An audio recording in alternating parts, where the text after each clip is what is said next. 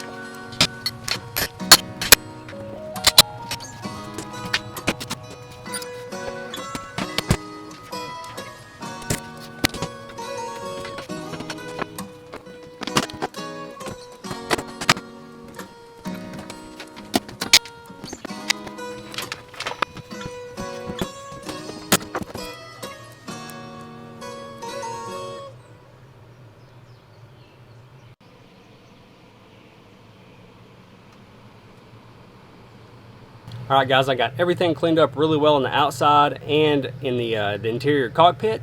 I got the flooring out, the walls down.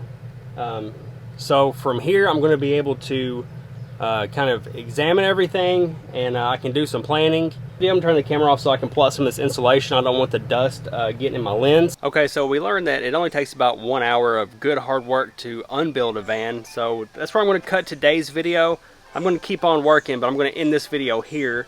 In the next video, I'm going to start on the windows. So I'm going to go ahead and start cutting holes in here. I'll film that. Thank you so much for joining me, and I'll see you next time.